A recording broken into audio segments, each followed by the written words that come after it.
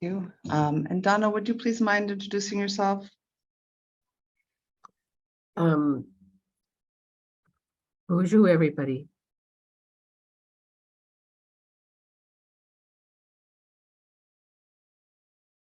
Donna, it looks like you went muted.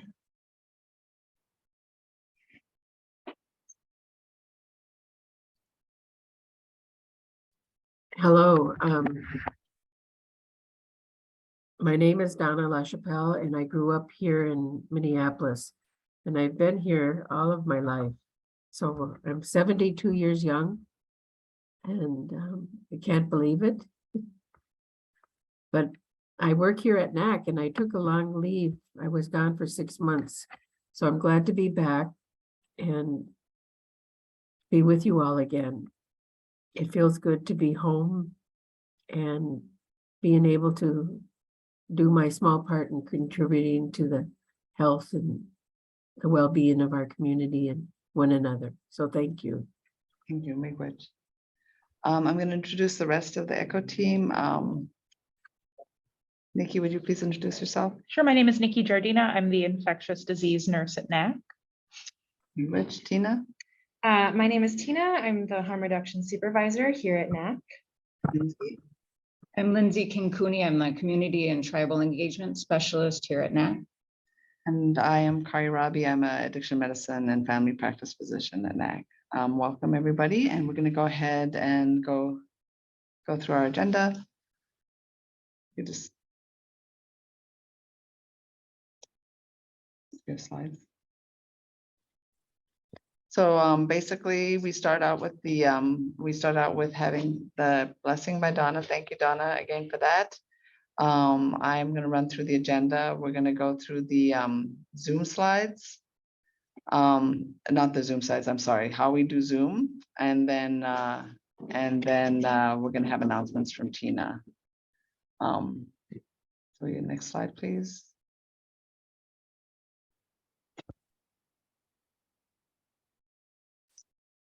And then, of course, we have our guest speaker, and we're just figuring out a new process here, so bear with us. There we go. And then, so just to tell us a little bit about ourselves, we were established in 2013. We're in FQHC. We're in South Minneapolis. As you can see, we provide a number of services, including primary care, MAT services with Suboxone, infectious disease intervention and treatment, social services, dental, behavioral health. We have an IOP. We provide elder care and traditional healing services, health promotion, maintenance programs, and harm reduction services. Next slide, please. It's just a little delayed. Yes, So. oh, that's fine. And then I'm going to turn it over to Tina. Lindsay. To Lindsay. Sorry. So in 2 weeks, we have Judy Rosenberger from the Red Door Clinic joining us to talk about HIV care and disease investigation services. That's on November 2nd. And then November 16th, we have Simone Megas Harmison from NACC talking to us about crisis de-escalation. These are just a few other echoes that we recommend. So Indian Country Echo, Stratus Health, and Hennepin Healthcare all cover topics such as OUD and harm reduction services. So if you have any questions on those, feel free to let us know in the chat.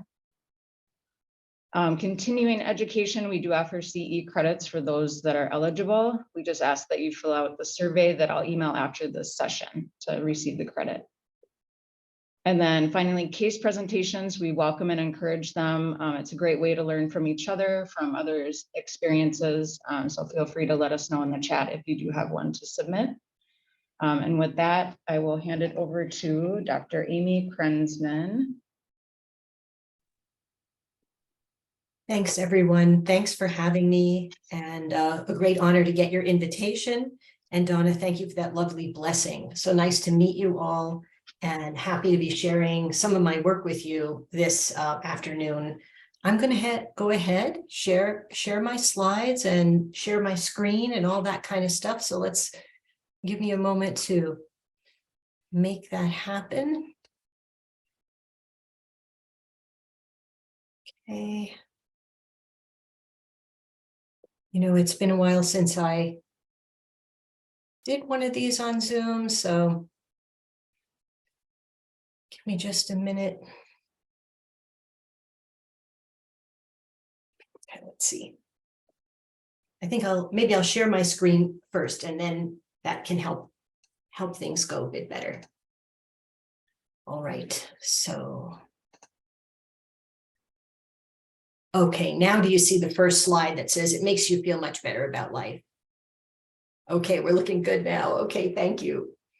So my presentation is going to be about some research I've conducted at the University of Minnesota about the role of journaling to support addiction recovery. And my name is Amy Krentzman. I'm an associate professor at the University of Minnesota School of Social Work.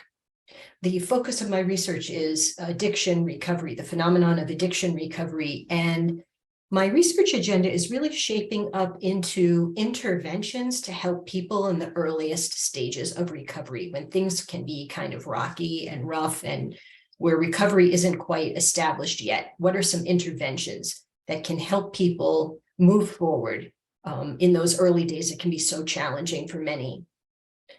The name of the journaling intervention is Positive Recovery Journaling, and I'll be telling you all about that today.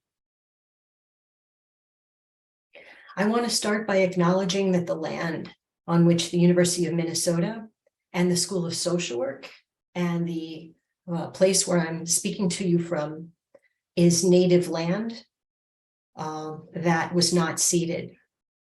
And at the University of Minnesota School of Social Work, our syllabi start with a land acknowledgement of this nature. I don't know if you want to take a minute to see what we typically say in our syllabi, and I put it right at the top of my syllabus.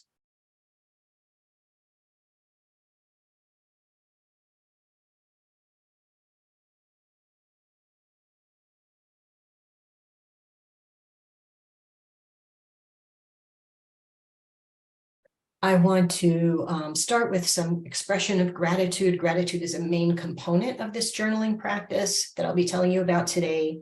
So I'll start with some gratitude for my collaborators, my research assistants, the wonderful people in the Twin Cities community, the treatment providers who've welcomed me into their settings and allowed me to do work, research work with the community members and clients who they serve, and to the people who give me money to fund my research.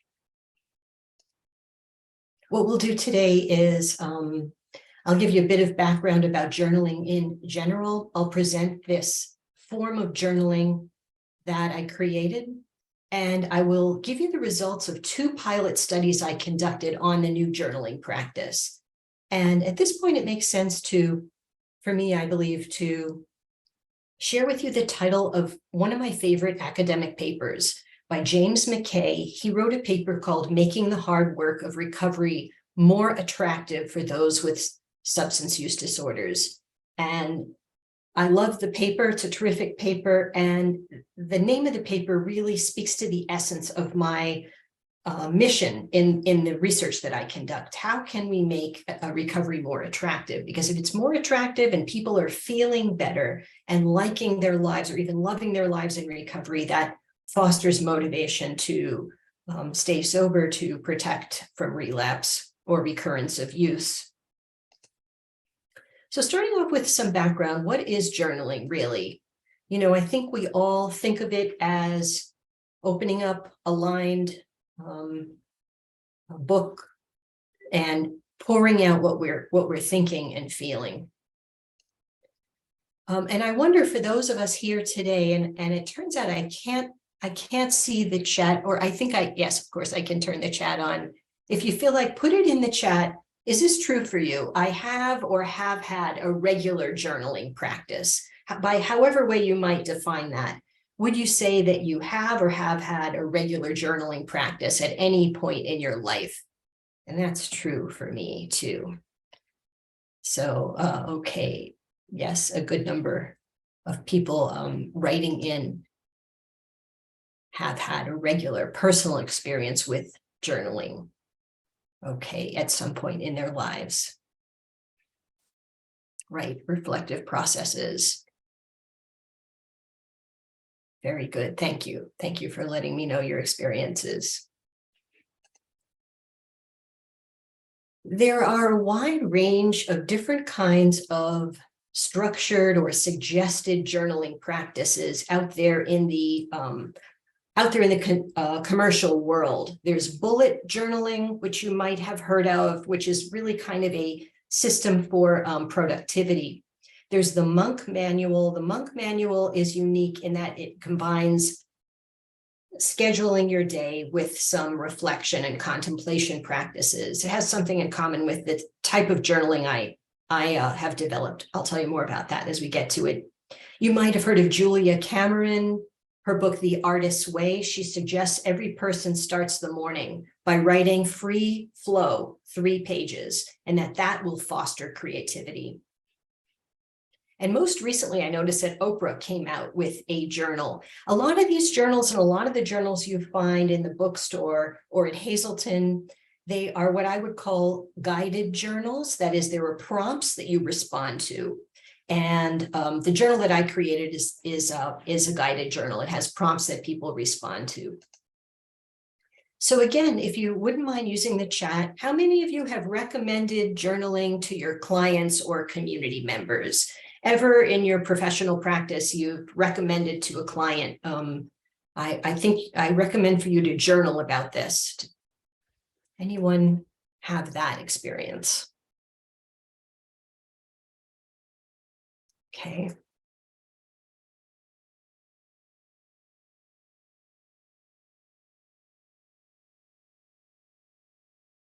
Okay. In previous presentations, I've noticed people are more likely to recommend it than they are, slightly more likely to recommend it than they are to do it, the practice themselves. If they bring it up, I support them, but if not given advice, our staff has our youth use journals regularly. Okay, terrific, interesting, good to know.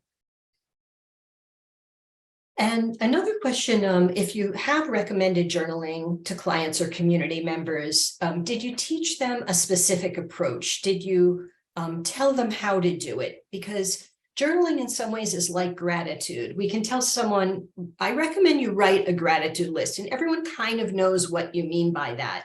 And I recommend that you might journal about this. Everyone kind of knows what you mean by that. But have there been an occasion where you gave specific instructions about the journaling?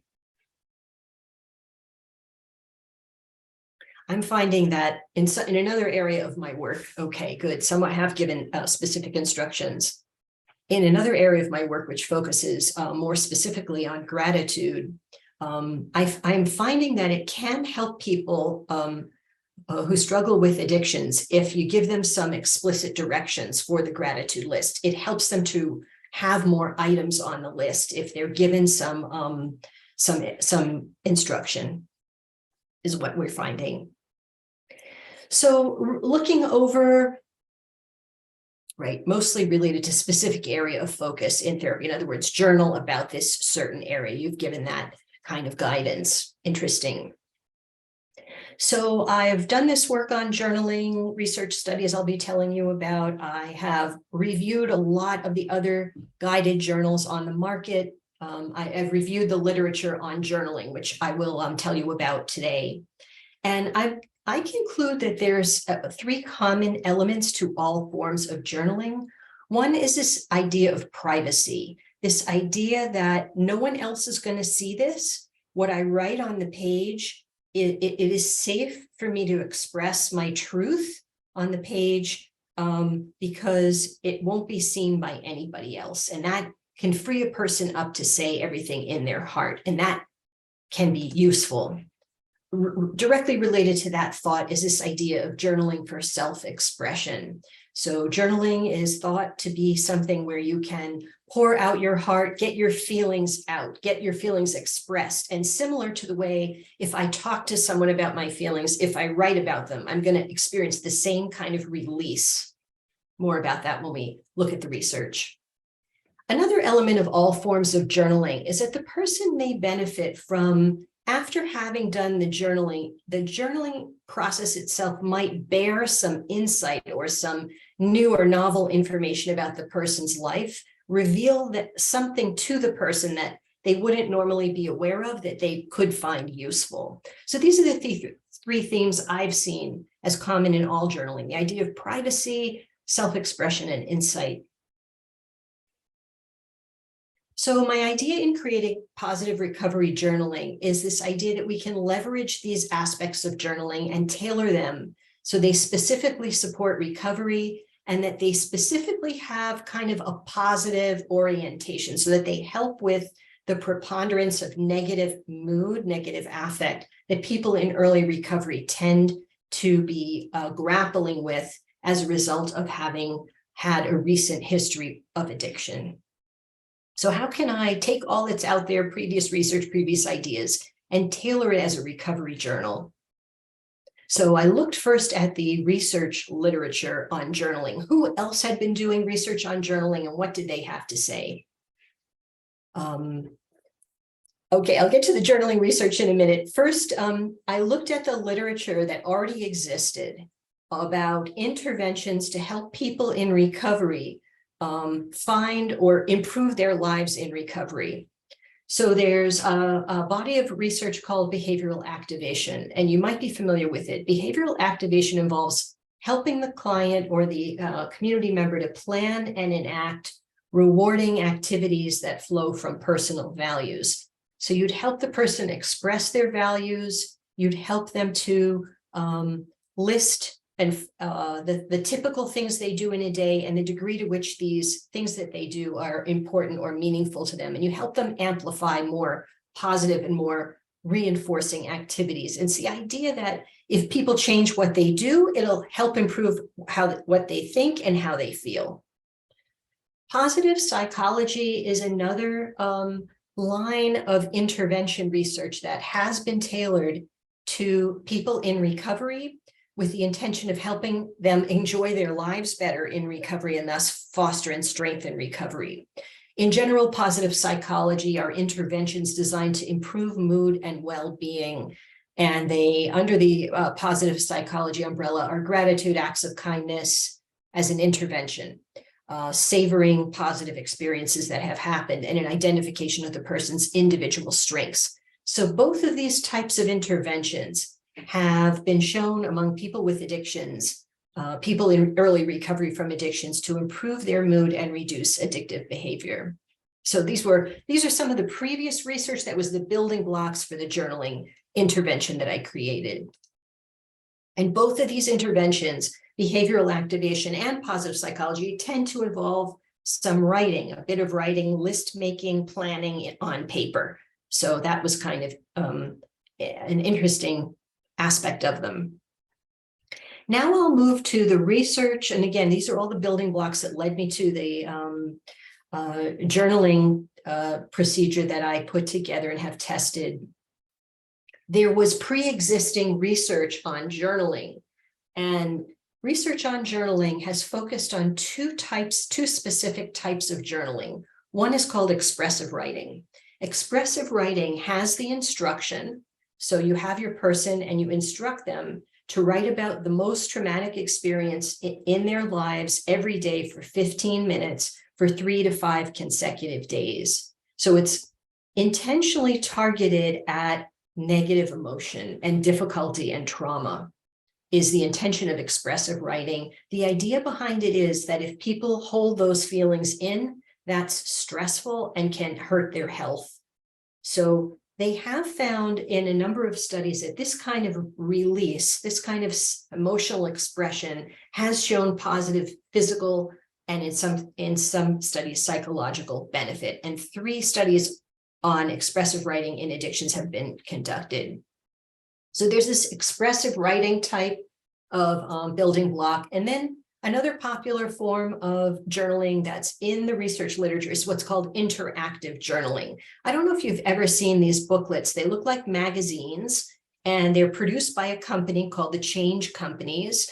And other types of journaling that are out there commercially are also, I would call, interactive journaling, where there's a little bit of didactic information followed by some lines on which people can write their responses to the information. So you teach someone a little bit about something, in this case, teaching people about blood alcohol concentrations, teach them a little bit in a colorful, inviting way, and then have them answer some questions about themselves and free write some responses to kind of reinforce the message or make the connection between the content and their own personal experiences.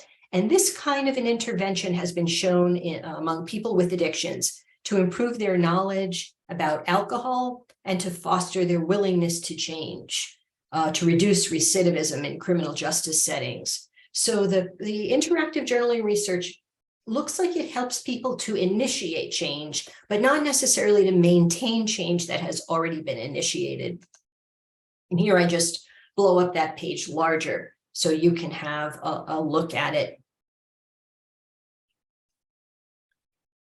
So expressive writing has focused mostly on negative events with a few exceptions. What about a journaling practice that focuses on what's going right with recovery? Interactive journaling has focused primarily on the initiation of behavior change. Well, what about a journaling practice that focuses on the maintenance of behavior change that is already underway?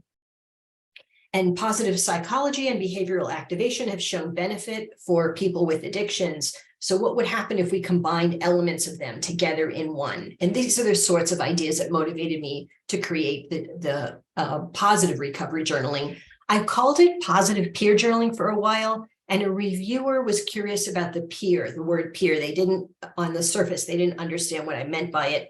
And I've designed it to be done in a group setting so the peer element would be there and individually as well. So to take out any confusion, I now call it positive recovery journaling. But here's an introduction to it. It uses an open page spread, which means the left and the right-hand side of the page. Down the middle, there would be a spiral binding or a seam of some kind where the left and the right-hand page meet each other. And I orient people when I teach them this, I orient them that the spine represents the present moment. So the line down the middle is now.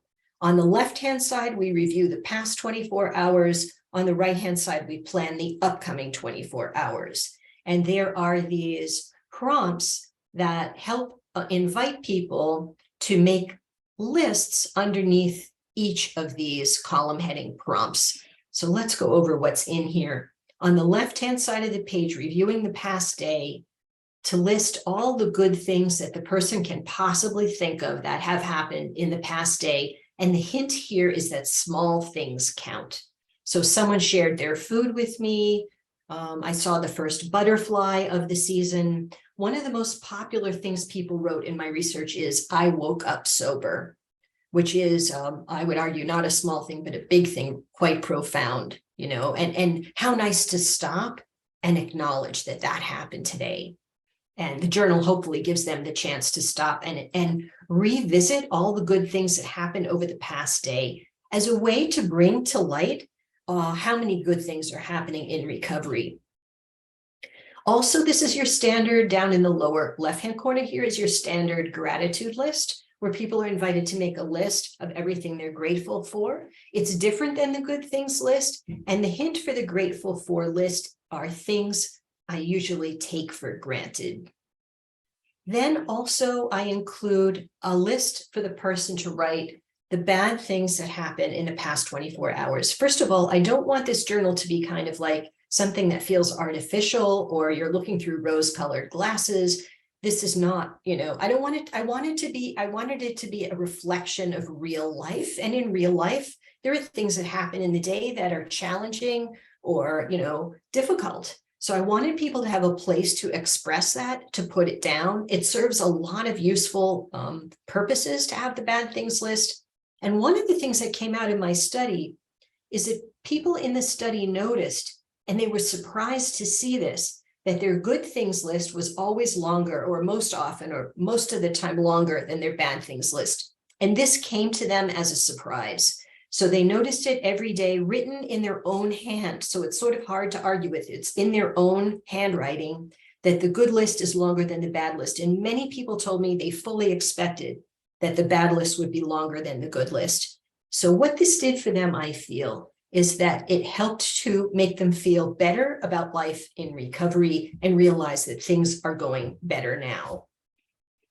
Finally, in the lower right-hand corner here, I use an exercise, a compassion exercise. I call it Good Wishes for Others. Here, people make a list of other people who are suffering now, who has just had surgery, who just had a beloved pet pass away. What have we read in the news about suffering of others? And make a list of the people we want to extend our good wishes to today. And that's an act of kindness exercise from positive psychology. Over on the right-hand side, the objective is to plan the upcoming 24 hours so that it's balanced, so it isn't a grueling to-do list of, unrelenting tasks that have to get done, but that there's some enjoyment and pleasure that's planned, and that there's some recovery activities and spirituality that are in the plan. So the upcoming day will be a balanced day. It'll be a day where recovery is reinforced, and it'll be a day where tomorrow, when they turn the page and do the left-hand side, they'll have lots of good things to write. So we've got work and education, home and housing. I used to call it joy, but now I've changed it to enjoyment and recreation, because I had people in my study say, I don't really know what you mean by joy. And they'd say, I don't know if it's going to be joyful until I do it. And then looking back, I'll tell you if it's joyful or not. So enjoyment and recreation is my new wording for that. What are people going to do in the next 24 hours to support their health, their recovery, their sense of spirituality, their community, their social life? Now, I also used to call this column financial, and that my participants told me that caused a lot of anxiety, just the name, just the word financial. I'm changing that to abundance. That could be paying bills. It could be doing taxes, anything related, cashing a paycheck, anything related to abundance. And then finally, amends and repair. Since the left-hand side does approximate a 10th step for those who are in 12-step programs, if they want to use the bad things list or anything on the left-hand side as a prompt for conducting amends or repair, they can start to make that list right there. And then there's 2 blank spots where people could put a topic of their choosing. Now, let's see, I had a thought to tell you. The other thing we do as part of when I train the journaling is I teach people on the right-hand side here to make goals so that they're basically SMART goals, so that there's a greater chance that they're going to accomplish them and then feel a benefit and that satisfaction of accomplishment in the very near future, rather than, like, let's say it's a long-term goal like getting your GED, but they've taken a small step, a small concrete step today that they can feel a sense of reinforcement about. You can feel that now instead of 2 years from now when they get their GED, to help make those rewards happen more sooner than later. Okay, so at this point, if you have any questions, feel free to unmute yourself, put them in the chat, or just interrupt me along the way, feel free. So what I want to do next is, this is a composite of real participant responses. It's been de-identified. This is my handwriting to present to you what a typical entry looks like. So I'm going to stop talking in just a second so you can have a minute to look this over. This composite also represents the average number of items that people in my research studies filled out. So for the good things that happened, people put an average of 6 items. For the bad things, they put an average of 3 items. So altogether, this represents sort of an average number of items. I'm just going to breathe for 5 or 10 seconds, give you a chance to read without my also talking on top of that.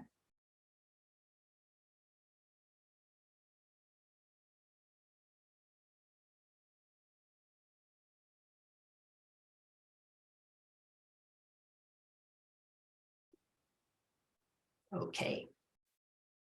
And I want to mention to you that next in early 2023, so this spring, I'm going to be starting a new project where I would train the trainer. So I would invite treatment providers. It would happen over Zoom, so people could be physically located anywhere. And I'll train them how to start their own positive recovery journaling group.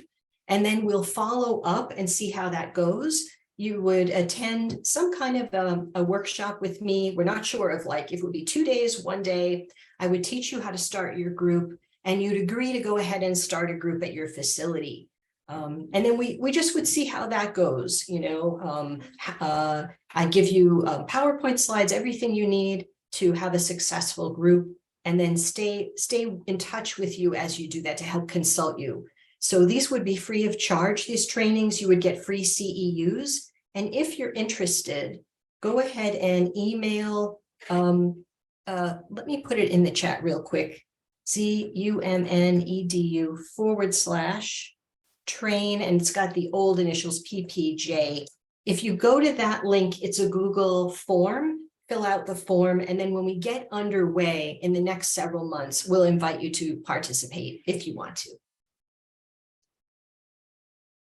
So now I'm going to give you an overview of 2 pilot studies, and I promised I would keep good watch over our time together. So I think we're in good shape here. So I've conducted 2 pilot studies. What these involved was me working with people who were already in treatment for substance use disorders, teaching them the journaling practice and collecting information about their experience with it. So I'll go ahead and tell you about these 2 studies now. The first study was the very first preliminary pilot with only 15 women in a residential setting. It was in 2019, before the pandemic, everything face-to-face. And we wanted to know, do the women, can they do this practice, and do they like it? And we could correlate, did learning the practice co-occur with any positive change?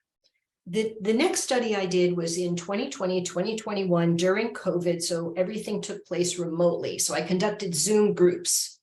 It was 1 residential site and 2 intensive outpatient sites with people of all gender identities. And this way I did a randomized control trial. So I was able to compare the impact of the journaling on the people who learned it versus the control group to see if there was any difference. It was a stronger research design, and I had recruited more people into the study. I'll be telling you more about both of these studies next. So just sample characteristics for both studies side by side, so you can see how they differed. Again, the first study was female only. The second study was any gender identity. Age was similar. The residential treatment study, people had a little faring a little lower in terms of past year income, years of education similar. Here's one important difference. In the residential setting, as you might expect, at baseline, people had 48 days of abstinence. And in the outpatient setting, people had 140 days of abstinence. So that becomes important later. And number of previous and current addiction treatment episodes was 6 in both studies. And here's the racial and ethnic breakdown of both studies. It was predominantly the largest group were people who identified as white. And this corresponded with the overall racial and ethnic breakdown of the agencies that I was working in. Okay, the first study, I'm happy to say this got published just this year, and it was the 15 women study. So let me give you this sort of overview of the design of the study.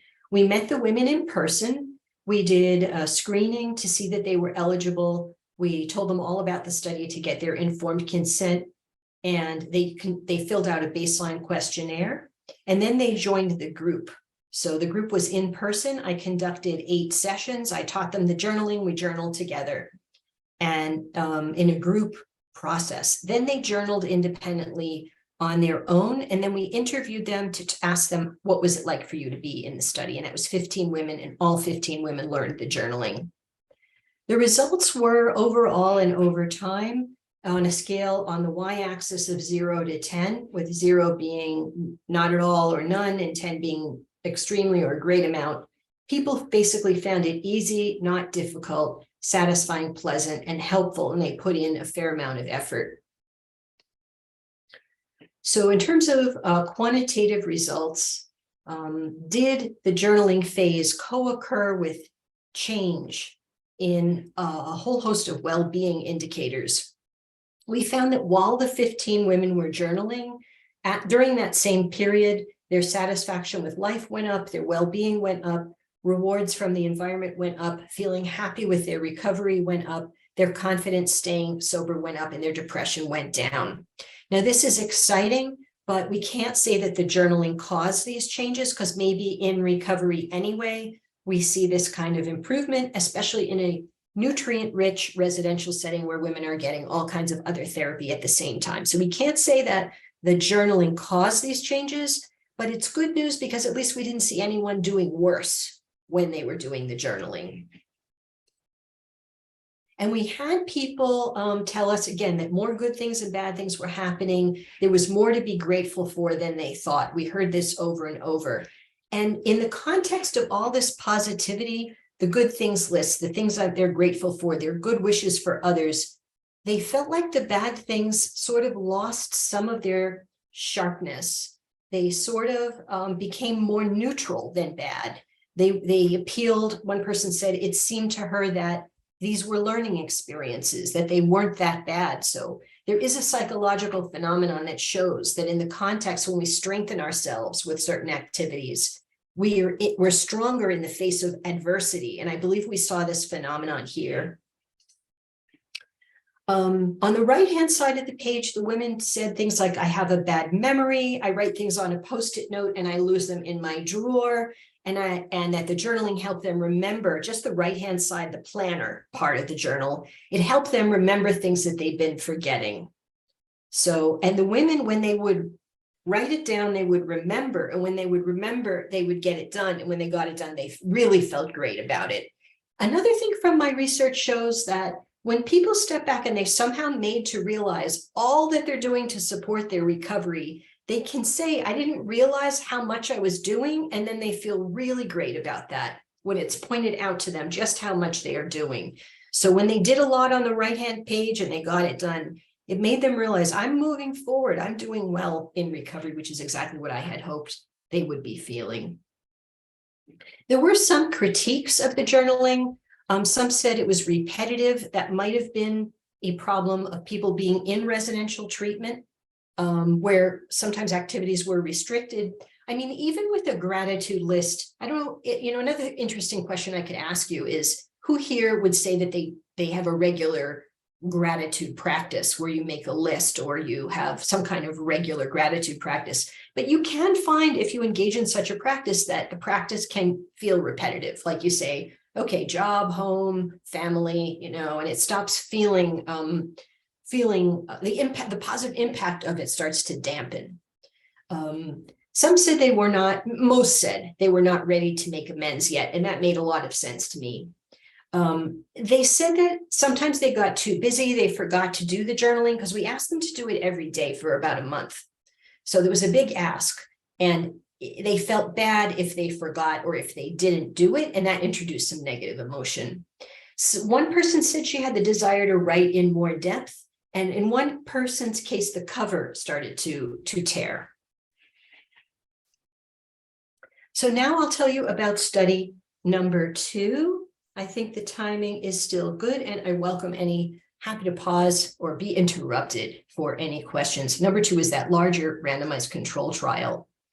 So in this study, here's sort of the bird's eye view. This happened all on Zoom, and very similar in design to the first study with some important additions. We met people on Zoom and did the screening, informed consent, and baseline questionnaire. Then at the end of that session, they were randomized into either the maroon group or the gold group. And we went with the U of M school colors. The maroon group is the treatment group. We immediately mailed them a journal.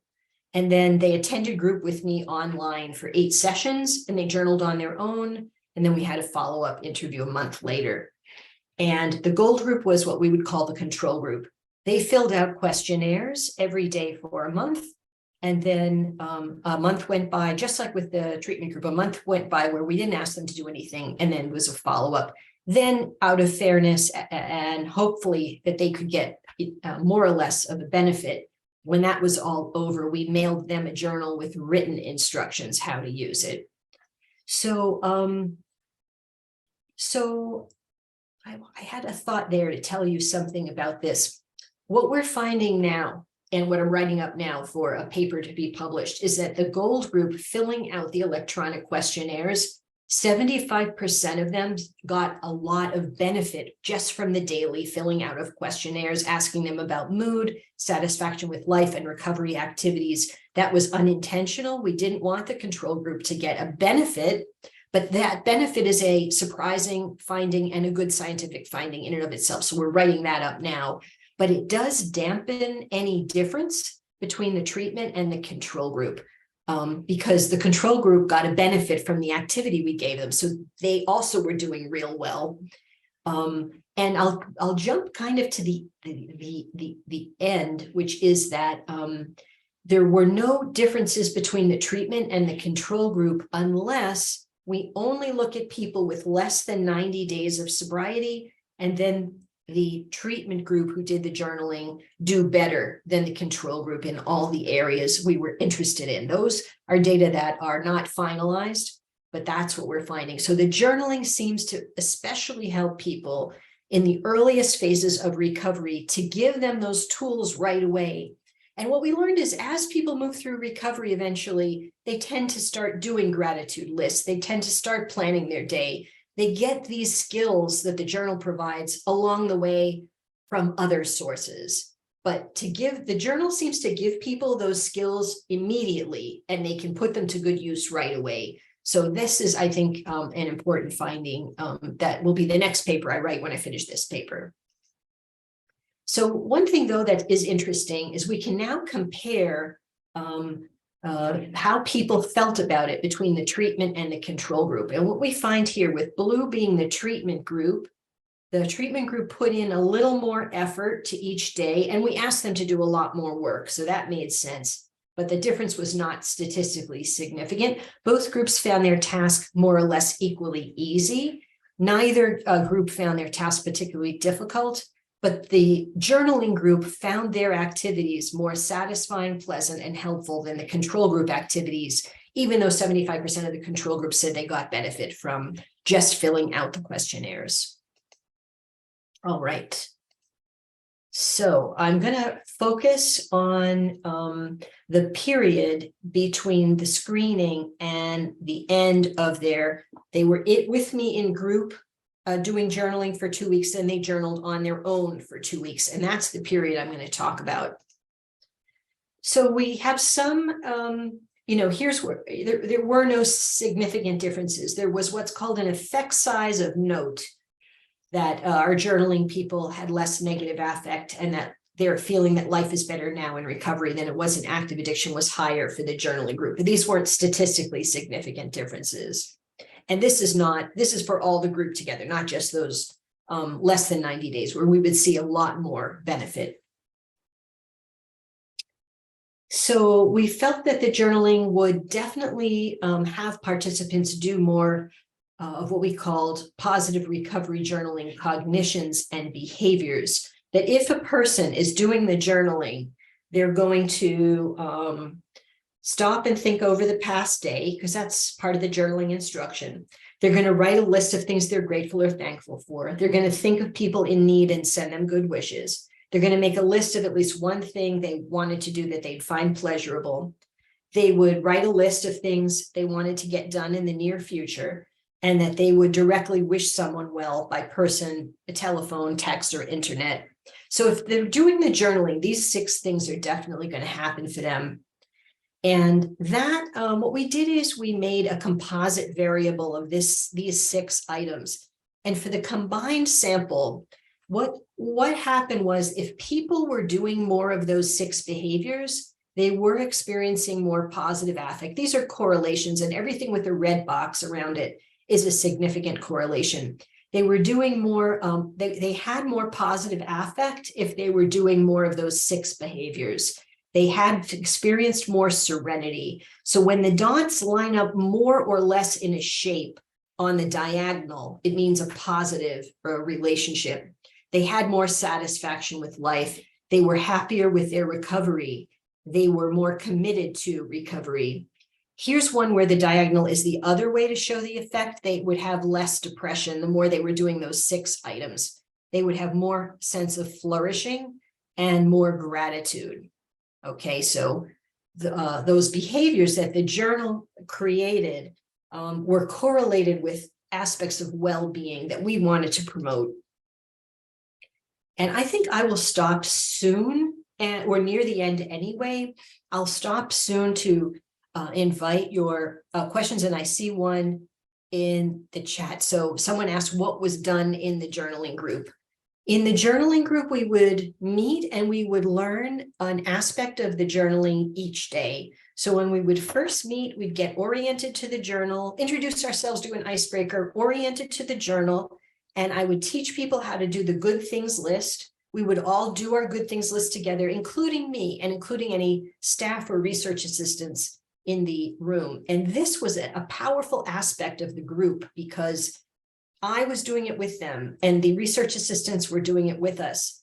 We all journaled our good things and we go around in a circle and read out our good things, including me. And people in the study loved that aspect of things because they said it made us feel like we weren't sort of under a microscope. We weren't, like lab rats in a maze. We felt like human beings, and we felt like whether you've had an addiction or not, this is a practice that's good for a person. So they absolutely loved that aspect of it. And so then the next day we'd review what we learned, and then we'd learn the gratitude box. Next day, review what we learned, then we would learn the wishes for others box. And there was some other psychoeducation built in there about negative mood during early recovery, why people feel negative mood during early recovery, and how a journal like this can help boost mood, some psycho-ed around that. We also did a values clarification exercise designed, again, to fortify a person and strengthen a person in the face of challenge and help them to learn to write the SMART goals on the right-hand side. That was the content really of the 8 weeks and also the 8 sessions. And then we always practice journaling together, silently writing and then reading out what we had written. Let me see another question that's popped into the chat. I wonder if there's any research on journaling for positive change where abstinence, 12-step recovery are not the end goal.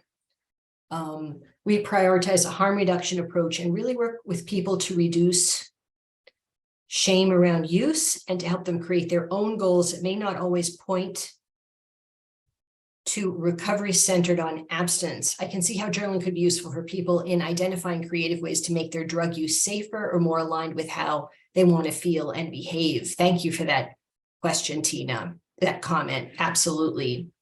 I believe that this is going to be defined by what the person's goal, substance use goal is. If the person's goal is reduced use or safer use, then I think a journal like this could be very helpful. If the person's goal is abstinence, then I think a journal like this, as you see mine, I recruited from treatment centers that for whom the goal was abstinence. So it was the research was conducted in that setting. My outcomes are emphasized around well-being in recovery. I think it could work. I've never seen anything like that in the research literature to date, a positive oriented journaling to help people trying to maintain their use or reduce their use or decrease the harm of their use. I have not seen that in the literature. I would say if a person's objective is abstinence and they are still using substances, then I have seen in the research that something like a gratitude practice can make a person feel grateful. Let's say someone wants abstinence, but they're drinking right now. Person with an alcohol use disorder, they're drinking right now, but they want abstinence. If while they're drinking, they practice gratitude, I have seen it discussed in the research that can make them grateful. Gratitude practices make us grateful for the status quo. So gratitude practices help us feel happier with where we're at now. But if a person's goal is they want to change, then it probably is not a good idea to do a gratitude-based practice, because that will reinforce where they're at now. If where they're at now, they want to stay there, then a gratitude-based practice would help. I don't know if I was confusing in the way that I explained that, but that's what I have seen. And now I see a comment from Laurel. Oh, I think we had someone who wanted to say something based off of. So I would just say that from my practice, you actually can do a gratitude practice because you can celebrate incremental change. So a person whose goal is sobriety could also be grateful for progress towards that goal. Like I'm drinking less, or I've been able, set that you can set other goals within that aren't doesn't have to be completely sober or not. That's a wonderful point. I Yeah. agree with that. I mean, you might help the person to structure the nature of the kinds of things they're emphasizing. I mean, this is kind of an extreme example, and I'm thinking on my feet here, but like it might not be helpful for someone to say, I'm grateful that I got away with being drunk at work all day yesterday, or something like that, right? Something that would be adaptive and supportive of their goals would be the kind of gratitude we want to foster. All right, anything else? But thank you for that. That's a very good point. Okay, Laurel has written both narrative therapy and trauma-focused CBT use journaling to tell trauma story, to reduce symptoms related to trauma experience, and then rework the story from a healing perspective. Yes, absolutely. Absolutely, and that's extremely helpful work. Any other thoughts or questions now, as long as we're taking a pause, and we have just only a few minutes together. So we're basically at the end of the slides anyway.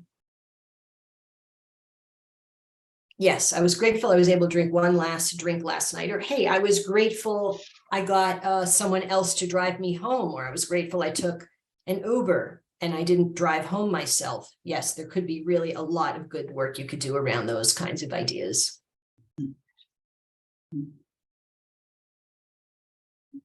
Is there any, thank you so much, Amy. Anybody else with some final questions or comments before we wrap it up for today? We're just at time. Thank you so much, and thank you again for joining us in such short notice. It was a pleasure having you, and thank you everybody else for joining us, and we'll see you next time. Just wanted to mention our next session is November 2nd, and it's with Judy Rosenberger from Red Door Clinic. She'll be talking about HIV care and disease investigation services. So please come back and join us. Thank you. Thank you. We'll look forward to that. Bye.